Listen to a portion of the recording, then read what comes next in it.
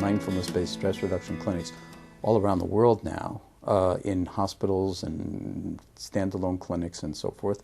Many therapists are bringing it into their practice. So it's very available. There's mindfulness-based cognitive therapy, which is based on really wonderful randomized clinical trials demonstrating that people with major depressive disorder who've had 3 or more episodes of chronic depression, usually to the point where they need to be hospitalized, and it lasts for periods of 6 months or greater, that if you take people like that and train them in 8 weeks of mindfulness-based cognitive therapy, after they have, when they're not depressed because they've gotten better with antidepressants or cognitive therapy, then you have the rate of relapse.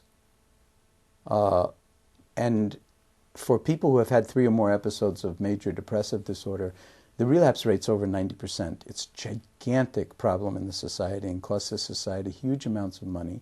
And here it's shown that training in mindfulness-based cognitive therapy can halve the relapse rate. That's really quite extraordinary.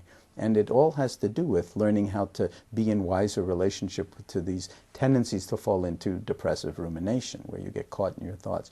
So there's mindfulness-based cognitive therapy, there's mindfulness-based relapse prevention for binge drinking and alcohol, there's mindfulness-based eating awareness training, there's mindfulness-based childbirth and parenting. It's now going on. And there's also mindfulness-based psychotherapy. There's mindfulness-informed psychotherapy, where the psychotherapist isn't actually teaching mindfulness, but they're practicing it themselves. And there are studies that are showing that when the therapist practices mindfulness, the outcomes of the therapy are much improved, because you become the instrument for resonating or for attuning with the other. And if you're actually recommending people be more mindful and more present and so forth, meanwhile you're out to lunch and not practicing with your own mind coming and going and your own body doing this, that, and the other, then really it's going to be inauthentic and in some sense two-dimensional.